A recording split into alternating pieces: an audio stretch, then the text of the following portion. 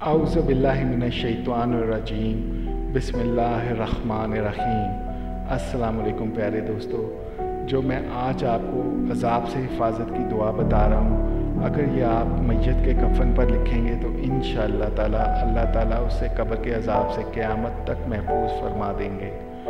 तो मैं ये चाहता हूँ कि आप इस दुआ को लिख लें या कहीं पर महफूज कर लें, क्योंकि हर एक इंसान ने मर जाना है और वो एक दिन यही दुआ हमारे काम आएगी। तो मैं इस दुआ को जो है वो डिस्क्रिप्शन में भी लिख रहा हूँ, तो अगर आप चाहें तो वहाँ से कॉपी कर लें किसी सफ़े पर, किसी भी जगह जहाँ पर आपको लगता है कि ये महफूज रहेगी और कभी ना कभी आपके काम तो आना ही है। खैर, क्योंकि हर मुसलमान को मौत का जायका तो चखना ही है।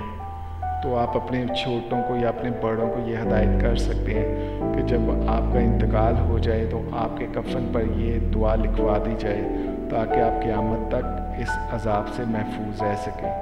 ये इमाम फ़की इब्न अजील रहमतुल्लाह अलैह ने फरमाया है कि जो ये दुआ मैयत के कफ़न पे लिखे, अल्लाह ताला क़यामत तक इसके लिए इस अज़ाब उठा लेंगे। वो दुआ मैंने आपके लिए लिख दी है। मैं उम्मीद करता हूँ हम इससे फैज़ हासिल करेंगे इंशाअल्लाह ताला। आमीन या रब्बुल आलमीन।